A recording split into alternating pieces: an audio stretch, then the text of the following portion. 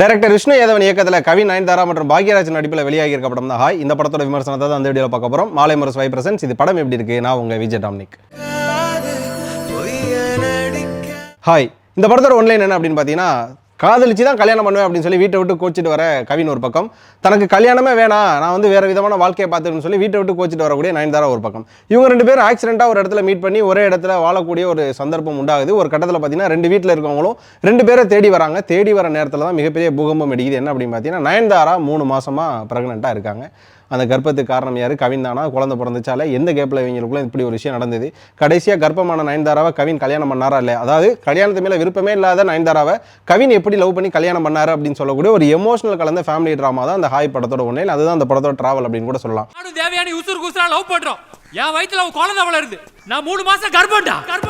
இந்த படம் ஆரம்பிக்கும் போதே பார்த்தீங்க அப்படின்னா கவினோட அந்த இன்னோசென்ஸ் அப்படிங்கிற மாதிரியான ஒரு போர்ஷனில் ஆரம்பிக்குது. ஏன்னா கவின் இந்த படத்தில் இருக்கக்கூடிய லுக், அவரோட அந்த கண்ணாடி, இது எல்லாமே பார்க்குறப்போ நம்ம எல்லாருக்கும் ஓகே, இது வந்து ஒரு ப்ரொமோஷனல் ஆர்எல்ஸ் வந்து இது ஒரு என்டர்டைன் ஃபேக்ட். இது மட்டும் இல்லை, பிஸ்னஸ் ரிலேட்டடாக கமர்ஷியல் ரிலேட்டடாக வந்து இந்த லுக் கொடுத்துருக்காங்க அப்படின்னு எதிர்பார்த்தோம். ஏன் அப்படின்னா ஸ்டார் படம் அப்படி தான் இருந்தது, டாடா படம் அப்படி தான் இருந்தது. அந்த ஒரு விதத்தில் ஹாயுமே அந்த மாதிரி தான் இருக்குன்னு பார்த்தீங்கன்னா கிடையவே கிடையாது. இதில் வந்து கவினோட கேரக்டரை போர்ட்ரேட் பண்ணுறதுக்காகவும் அவரோட அந்த டிஃபரன்ஷியேட் காட்டுறது, கவின் வந்து நயன்தாராக்கு முன் நயன்தாராக்கு பின் அப்படின்னு சொல்லி ரெண்டா பிரிகிறாரு. அந்த ரெண்டா பிரிகிற கவினோட டிஃபரன்ஷியேட்டை காட்டுறதுக்காக ஒரு ரோல் ஒன்று ப்ளே பண்ணியிருக்காங்க. சொல்ல போனால் ரொம்ப இன்னோசென்ஸாக இருக்கக்கூடிய ஒருத்தர். அது மட்டும் இல்லாமல் தன்னை அதட்டி யாருன்னா ரொம்ப பிடிச்சவங்க அதட்டி பேசினாலும் அழுகக்கூடிய ஒருத்தர், ரொம்ப எமோஷனலான அழுகக்கூடிய ஒருத்தவராக இங்க கவின் ப்ளே பண்ணிட்டு இருக்காரு. அது பார்க்குறப்போ ஒரு பியூர் 90s கிட்டா ஒரு பொண்ணுகிட்ட போய் லவ் சொல்ல பயப்படக்கூடிய கோச்சு, அதாவது வந்து ஒரு மாதிரி தயக்கமா இருக்கக்கூடிய கூச்சம் பார்க்கக்கூடிய ஒரு 90s கிட்டான ஒரு பர்சனை கவின் இங்கே பார்க்க முடியுது. சொல்ல போனா MS அப்படிங்கிற ஒரு ஷார்ட் நேம்ல இருக்காரு. அவர் பேர் இதுல மயில்சாமி. அதுக்கு ஆப்போசிட்ல பாத்தீங்க அப்படின்னா தேவயானி அப்படிங்கிற ஒரு பேர்ல இருக்கக்கூடிய நயன்தாரா ஆரம்பம் முதலே ஒரே போல்னஸ். ஊரை விட்டு கோச்சிட்டு வந்து கையில் வந்து ஒரு அதாவது ஒரு கட்டப்பை வச்சிருப்பாங்க. அந்த கட்டப்பையில் என்ன இருக்கும்? ஒரு 2 சேலை இருக்கும், 2 சுடிதார் இருக்கும் அப்படின்னு எதிர்பார்த்தீங்கன்னா அதான் கிடையாது, கட்டப்பைக்கு அருவா வச்சிருப்பாங்க. அதாவது டு தி கோர் இன்னோசென்ஸில் இருக்கக்கூடிய கவின் ஆரம்பமே அருவா எடுத்து வீசக்கூடிய நயன்தாரா. இவங்களுக்குள்ள எப்படி லவ் ட்ராக் ஓட போகுது அப்படிங்கிறதான் கதை. ஒரு புள்ள வேணாம் சொல்லிட்டாமா. யார் அப்படி சொன்னது? சரி, வழக்கம் போல ஸ்க்ரீன் பிளேல ஏதோ சொதப்பி பாட்டுக்கிட்ட போட்டு மேட்ச் பண்ணி அப்படி இப்படி பண்ணியிருப்பாங்க. பார்த்தா அங்கே தான் இல்லை. நாங்கள் டீம் லோகேஷ் கனகராஜ், அது மட்டும் இல்லாமல் ரத்னகுமார் கூட ட்ராவல் பண்ண ஒரு விஷயத்தை வந்து விஷ்ணு ஏதோ இதில் காமிச்சிருக்காரு. நிறைய இடத்துல ஸ்க்ரீன் பிளேஸ் வந்து பயங்கரமாக இருக்குது. சொல்லப்போனால் லேக் அடிக்கக்கூடிய சீன்ஸஸ் எல்லாத்துலேயுமே ஒரு விஷயத்தை வச்சு, ஒரு காமெடிஸ் வச்சு, டைலாக்ஸ் வச்சு, எப்படி சொல்கிற நிறைய இடங்களில் வந்து ஆதித்யா கதிரை வச்சு நிறைய இடத்துல வந்து ஃபில் பண்ணியிருக்காங்க. அது மட்டும் இல்லாமல் விஜய் டிவியோட கேரக்டர்ஸ் நிறைய பேர் உள்ளே ப்ளே பண்ணியிருக்காங்க. சொல்லப்போனால் குரேஷ் உள்ளே இருக்காரு. அவரோட காமெடிகள் பெரும்பாலும் வந்து படத்தில் எடுபடாது. ஆனால் இந்த படத்தில் பார்த்தீங்கன்னா அதிகமாக எடுபடுது. இப்படியா பார்த்தீங்கன்னா ஒரு கட்டத்தில் இவங்களோட ட்ராவல் நல்லா போயிட்டே இருக்கும்போது பார்த்தீங்கன்னா இங்கே கவினோட அப்பாவாக இருக்கக்கூடிய பாக்யராஜ், சொல்லப்போனால் நான் பாக்யராஜ் சாரோட கடைசி படம் அப்படின்னு சொல்கிறாங்க, ரொம்ப நேர்த்தியாக நடிச்சிருக்காரு. அவரோட எலவேஷன் தான் அந்த படத்தை இன்னொரு இடத்துக்கு எடுத்துகிட்டு போகுதுன்னு கூட சொல்லலாம். ஒரு கட்டத்தில் இந்த படம் வந்து ஜாமாய் நின்றுச்சு. இதுக்கப்புறம் என்ன நடக்க போகுது அப்படிங்கிற ஒரு ப்ரெடிக்ஷன் ஆடியன்ஸுக்கும், இதுக்கப்புறம் இப்படி தான் போகுது அப்படின்னு தெரிஞ்ச ஒரு ஆடியன்ஸுக்கும் பாக்யராஜ் ஒரு டிஃபரன்ஷியேட்டை காட்டுறாரு. அதுலேயும் பார்த்தீங்கன்னா கவின் ஒரு டைலாக் சொல்லுவார், எங்கள் அப்பா என்ன அடிப்பார், எனக்கு ஒன்றா எவனே அடிப்பார் அப்படின்னு. ஒரு பெரிய ஒரு பணக்கார சீன்ஸை காப்பாங்கல்ல, அந்த மாதிரியான ஒரு பயங்கர ஆடம்பரம் ஒன்று இருக்கும். என்ன அப்படின்னு பார்த்தீங்கன்னா ஒரு 57 லட்ச ரூபா செட்டில் பண்ண வேண்டியதாக இருக்கும். பாக்யராஜ் பார்த்தீங்கன்னா சிங்கிள் செக்கில் போட்டு செட்டில் பண்ணி அனுப்புவார். இது மாதிரியான ஒரு விஷயம்லாம் பார்க்குறப்போ பாக்யராஜோட எலவேஷன் பயங்கரமாக இருக்கும். அது மட்டும் இல்லாமல் மகனுக்கும் அப்பாவுக்கும் இருக்கக்கூடிய அந்த ஒற்றுமை அப்படிங்கிற ஒரு விஷயத்தை பேசியிருப்பார்.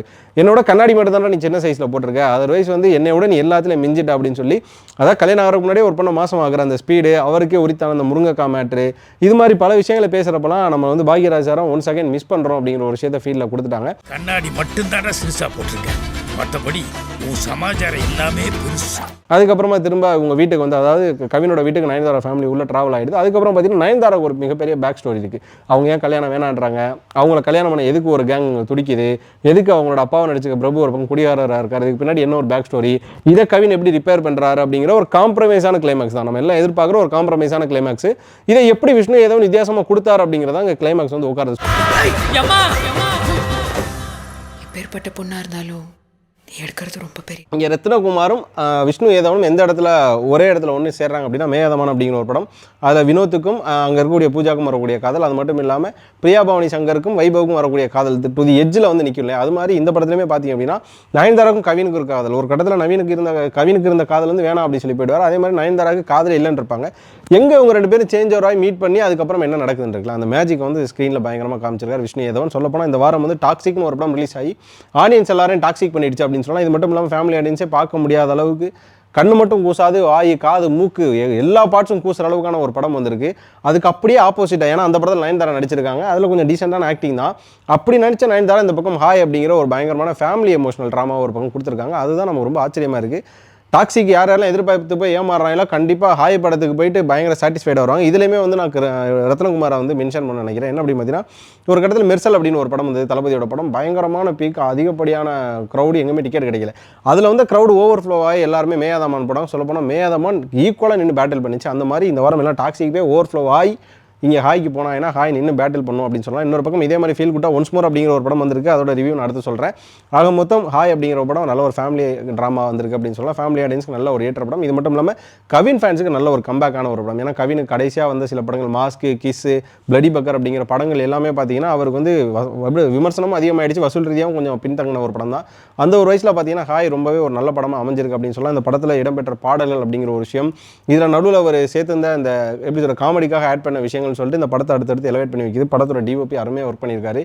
ரொம்ப கட்ஸு சக்னு ஜம்ப் ஆகாமல் எடிட்டிங் ரொம்ப நீட்டான போர்ஷனாக இருக்கா. அது பார்க்குறப்பவே நம்ம ரொம்ப சாஃப்டான ஒரு ஃபீல் கொடுக்குது. அது மட்டும் இல்லாமல் இந்த படத்தோட இருக்கக்கூடிய அந்த அட்மாஸ்பியர்ஸ், அந்த ஊருங்கிற ஃபீல்லாம், அதுவும் கவின் கடைசி வரை இந்த பொள்ளாச்சி ஸ்லாங்லாம் பேசுகிறப்போ லிட்டரலி ஒரு நேட்டிவ் ஃபீலை கொடுத்துட்றாரு அப்படின்னு கூட சொல்லலாம். ஓவராலாக இந்த வாரம் ரிலீஸ் ஆன ஒரு நல்ல ஃபேமிலி என்டர்டைன் ட்ராமா ஹாய் படம். உங்களுக்கு இந்த படம் என்ன மாதிரியான ஃபீல் கொடுத்தது அப்படிங்கிறத கண்டிப்பாக கமெண்ட்டில் சொல்லுங்கள். இந்த வீடியோ பிடிச்சிருந்தா லைக் பண்ணுங்கள், ஷேர் பண்ணுங்கள். மறக்காம மாலை முரசு வைப்பை சப்ஸ்கிரைப் பண்ணிட்டு பக்கத்தில் இருக்க பெல் ஐக்கானை கிளிக் பண்ணிக்கோங்க.